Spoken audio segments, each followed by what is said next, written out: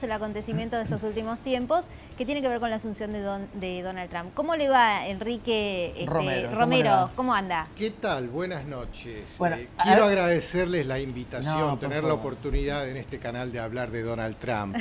Algo escuchó, ya que estábamos hablando con el móvil, con nuestro colega de Donald Trump y todo el fenómeno que fue Donald Trump en el 2016, ¿no? Venía escuchándolo, Eduardo, sí, y él mencionó casualmente dos palabras que quiero empezar a analizar. Ajá. Para empezar a ver de qué se trata esto. Primero la palabra fenómeno. El fenómeno Donald Trump, verdaderamente sí es un fenómeno. La otra palabra que usó Eduardo, el establishment. Entonces, si tomamos esos dos conceptos, vemos que Donald Trump es simplemente una reacción a un fenómeno global promovido por este establishment. Ahora vamos a ver quiénes son, de qué se trata esto del establishment, pero que no es otra cosa más que el fenómeno que se llama globalización. El mismo Papa Francisco, refiriéndose a la globalización del capitalismo que ya abarca todo el planeta, dijo que se pasó de rosca. El capitalismo y la globalización se ha pasado de rosca. ¿Qué es este fenómeno de la globalización? No es otra cosa más que una ideología. Para entender esto desde una perspectiva geopolítica hay que entender a la globalización como una ideología. Esta ideología lo que busca, lo que promueve es la privatización del poder a nivel global. Ajá. No busca otra cosa. ¿Pero a qué se refiere con la privatización del poder? Acá estamos. El poder, uno entiende normalmente que lo detentan los estados-naciones soberanos. El presidente de un país es la máxima autoridad que decide sobre todos los destinos o cualquier decisión que tenga que ver con el quehacer y el interés nacional. Pero si nos empezamos a sumergir en lo que son las estructuras de poder global, vemos que hay estructuras supranacionales que terminan convirtiendo a los presidentes de las naciones, y esto es a nivel planetario, en simplemente gerentes, en CEOs. Pero no pasó siempre eso, Enrique. No tanto. Pasó a partir del año, de después de la Segunda Guerra Mundial. Y en el caso de Trump, ¿él también va a ser un CEO de los Estados Unidos? Es lo que queremos saber, todavía no lo sabemos. Pero déjame terminar con este concepto de la globalización. La globalización, entonces, entendamos lo que es un fenómeno que busca privatizar el poder a nivel global, que por arriba de los presidentes de las naciones hay instancias supranacionales. Mirá cómo en nuestro caso, Macri siempre se somete a las directivas del FMI. ¿Qué es el FMI? Es un organismo supranacional, y por arriba del FMI, ¿qué hay? Bueno, hay organizaciones y seguimos subiendo en la pirámide. La más destacada de todas estas organizaciones es el Council on Foreign Relations. Sería largo ahora ponernos a explicar qué es, o la Trilateral Commission, o los organismos multilaterales dependientes de las Naciones Unidas. Recién mencionábamos al Fondo Monetario Internacional, pero también podemos hablar del Banco Mundial. Davos mismo, que está sucediendo hoy, el foro de Davos, es un órgano donde se reúnen empresarios, pero esos empresarios invitan a presidentes más o menos para decirles lo que tienen que hacer. Ahora, Enrique, es verdad, ¿no?, que los empresarios siempre van a tener como objetivo final es ganar dinero. Promover sus intereses. Y el ala política lo que tiene que hacer es justamente tratar de que los empresarios efectivamente ganen dinero, pero no en desmedro de quienes trabajan, ¿no?, para esos empresarios. Digo yo, ¿hasta qué punto, y volviendo a la pregunta que le hacía Andrés, hasta qué punto Donald Trump va a ser un verdadero administrador? ¿Va a administrar las riquezas para los empresarios o para los ciudadanos estadounidenses? Bueno, acá es donde aparece la gran tensión entre los dos opuestos. Por un lado decíamos, las fuerzas de la globalización que lo que buscan no es ganar dinero, no entendamos así, el dinero ya está más allá de eso, lo que buscan es acumular poder. Con el poder se hace lo que quiere. Eso por un lado. Por el otro lado, la gente que ya empieza a dolerle las consecuencias del uso de su poder que hacen estos señores que promueven la globalización. Y esto es a nivel mundial.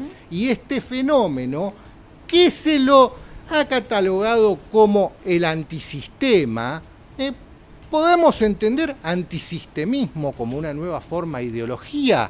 Sí. Podemos, pero estos personajes antisistema, en este último año, más que nada, empezaron a surgir en todo el planeta. Te pongo ejemplos. En el Reino Unido, Nigel Farage. En Italia, Beppe Grillo. En Francia, Marine Le Pen. En Holanda, Geert Wilders. En Hungría, Viktor Orbán. En Alemania, Frauke Petry. En Austria, que no ganó las elecciones al final, pero que estuvo a muy esto, cerca, sí. Herbert Hoffer.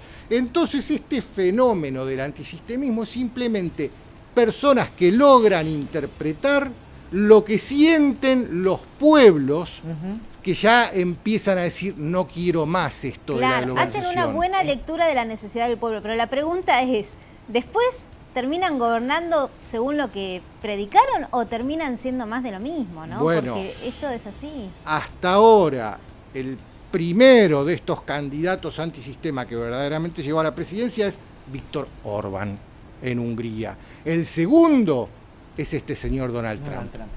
¿Y qué piensa usted que va a pasar o cómo interpreta esta supuesta tensión o esta tensión que hay en este momento entre Estados Unidos y China? ¿Se va a profundizar o cuando llega al poder Donald Trump, ahora en las próximas horas, va a tratar de limar asperezas?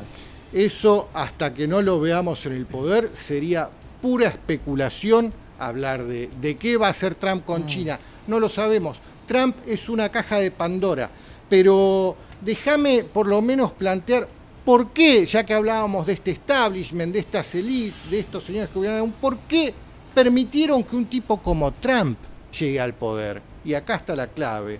Hay tres posibilidades para entender por qué dejaron que Trump llegue. Se les escapó la tortuga en algún aspecto, no lo pudieron controlar, han hecho hasta fraude a la hora de contar los votos para que un presidente como George Bush hijo llegara a la presidencia, recontando los votos en el estado de Florida, donde su hermano era el gobernador. O sea, ¿qué pasó que acá se les escapó? Muchos decían a Trump lo van a matar antes de que llegue, no pudieron matarlo si es que lo intentaron en algún momento. Entonces, ¿qué pasó? Nos tenemos que preguntar, si no es que Trump lo dejaron llegar casualmente porque estos señores, este establishment, se dio cuenta que se pasaron de rosca y tienen que tomar medidas que ellos mismos no están dispuestos a sacrificar sus pellejos para tomarlas. Enrique, quiero hacerle una pregunta a propósito de la larga nómina que usted señalaba recién de estos fenómenos que se están dando a nivel global, ¿no? Sí. De dirigentes de ultraderecha, vamos a hablarlo como responde, digamos. No sé, en algunos casos son de ultraizquierda, Beppe Grillo, por ejemplo. Bueno, habría que verlo, ¿no? Sí, hay que verlo. Donald Trump, ¿podemos decir que es de derecha? No lo sé. Bueno, a ver, independientemente de la mano con la que lo cataloguemos, la pregunta es, ¿hay alguna posibilidad de que estos fenómenos de emerger efectivamente a la superficie de poder a nivel global traigan beneficios para las sociedades del mundo? Porque esta tragedia de los totalitarismos, la humanidad ya los vivió. Sí, pero no mezclemos conceptos. El totalitarismo acá no tiene nada que ver. No, digo estamos hablando de personas que interpretan los reclamos de los pueblos. Está bien, pero también, a ver, los gobiernos totalitarios de Europa de la primera mitad del siglo XX también fueron elegidos por el pueblo, también interpretaron a los pueblos. Sí, pero en la era de las comunicaciones, no creo que en el mundo de hoy, como está planteado el siglo XXI, haya lugar para totalitarismos. Los personajes que pretenden gobernar un país de una manera totalitaria en este mundo de la comunicación global no creo que duren media hora. Claro, en el poder. yo lo entiendo a Emiliano porque él hace referencia. Son los fantasmas del pasado, obviamente. Lo que pasa es que Hitler llegó a la presidencia por el voto popular. Claro que sí, son los fantasmas del pasado. Y cuando pero uno ve creo... a Trump agitando la xenofobia, la homofobia, la islamofobia, uno tiembla, ¿no? Sí, pero para entender eso también hay que entender cómo es Donald Trump, la personalidad de Donald Trump. Donald Trump es un tipo con un ego gigantesco, un ego más grande que una casa. Y viene del mundo de los negocios y como quería alimentar su ego, se metió en el mundo de la televisión, de los medios, se puso a producir reality shows, él mismo se puso al frente de las cámaras. Quien haya visto El Aprendiz entiende cómo es la mentalidad de Donald Trump. Entonces no estamos frente a una persona totalitaria, evidentemente sí, su ego le hace decir lo que piensa sin filtros, como una especie de Homero Simpson, podemos decir, que a veces no se da cuenta si eso lo dijo para afuera o lo dijo para adentro. Seguramente dice, ¿no? Donald Trump es así, pero entendamos esto. ¿Es un populista Donald Trump? Populista, a ver si entendemos, porque son todos conceptos que yo los dejaría en el siglo XX. Populista, si vamos a la definición de diccionario, populista es aquel que satisface las necesidades del pueblo. Ahora, si vamos a hablar de un dictador que utiliza las cajas del Estado para promover su propia figura, haciendo dádivas, eso es otra cosa. Eso es lo que estamos acostumbrados en América Latina, es verdad, pero tenemos un personaje como Gloria Álvarez dando una definición muy sui generis de lo que es el populismo, que yo no la tomaría como válida de ninguna manera. Esas definiciones a mí me parecen una ridiculez. Ahora, entendamos, populismo es satisfacer las necesidades del pueblo. ¿Y para quién trabaja un presidente si no es para el propio pueblo que lo eligió? Volviendo a si ganó Donald Trump o perdió Hillary Clinton, ¿no? Que también es la otra gran pregunta. Dicen quienes entienden que la candidata no estuvo a la altura de las circunstancias y que el propio Partido Demócrata ha subestimado, si se quiere, en buena medida al candidato Donald Trump. Lo mismo hicieron los republicanos con su propio contrincante, que era Donald Trump, que terminó ganándoles a todos.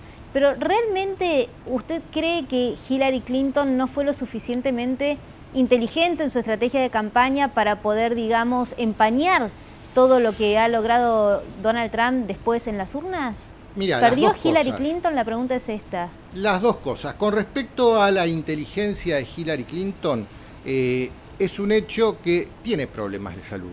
Se han visto de manifiesto en varias oportunidades. Tal vez sus problemas de salud no le otorgaron la lucidez necesaria para lograr ponerse por delante de Donald Trump. Es posible. Por otro lado, los demócratas vienen de gobernar al pueblo estadounidense durante 8 años. En estos 8 años han hecho desastres. Te traigo datos. La pobreza en Estados Unidos son 44 millones de personas, están por debajo de la línea de pobreza. Prácticamente la población de nuestro país.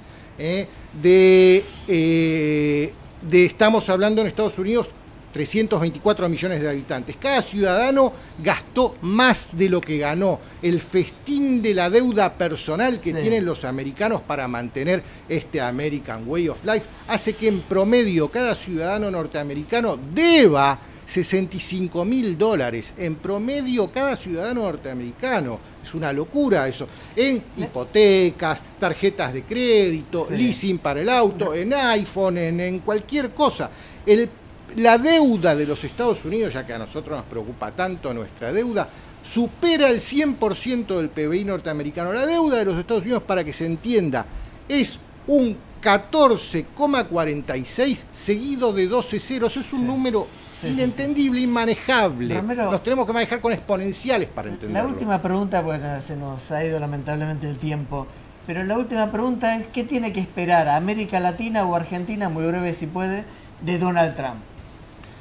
¿Qué tiene que esperar América Latina de Donald Trump? Primero, si es un presidente que está dispuesto a priorizar el interés nacional del pueblo de los Estados Unidos por arriba de cualquier otro interés de cualquier otra nación, con América Latina, Estados Unidos se va a llevar muy bien, porque tenemos economías que en algunos puntos podemos complementarlas. Claro. Por ese lado, América Latina lo que podría esperar es eso. Hay que ver después la payasada del muro, de patear a los mexicanos del otro lado del mundo. Eso no creo que suceda. Es discurso para la tribuna que se ha hecho durante la campaña electoral. Pero a Donald Trump, para entender si es el bueno o si es el malo, y esto es lo más importante de todo lo que puedo decir esta noche, hay que ver ¿Qué hacen sus primeros 100 días? Con 3 temas fundamentales que van a definir el futuro no solo de los Estados Unidos, el futuro de la globalización en sí misma. Primero, si va a auditar a la Reserva Federal o no.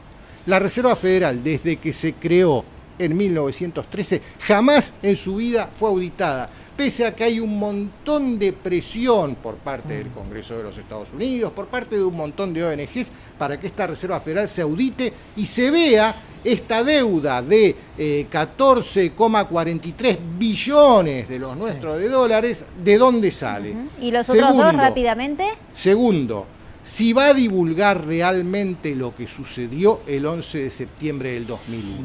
Bien. Ese día, 12 de septiembre de 2001, Donald Trump estaba siendo entrevistado por todos los medios de Estados Unidos en su carácter de constructor inmobiliario de Estados Unidos. Y él a los gritos preguntaba, quiero que me expliquen cómo es posible que 2 aviones pueden derribar 3 torres. Si Donald Trump realmente va a priorizar ese interés, hay que ver. ¿Y el tercer punto? Y el tercer punto, que también es importantísimo, si va a priorizar el interés nacional del pueblo de los Estados Unidos por encima del interés del Estado de Israel, que hace que Estados Unidos participe en todas las guerras de Medio Oriente, sus ciudadanos mueran sin sacar ningún beneficio para sí mismo. Bien, muchísimas gracias, muy claro, Enrique, muy amable. Muchas gracias. Muy amable por estar aquí, Enrique Romero, analista internacional.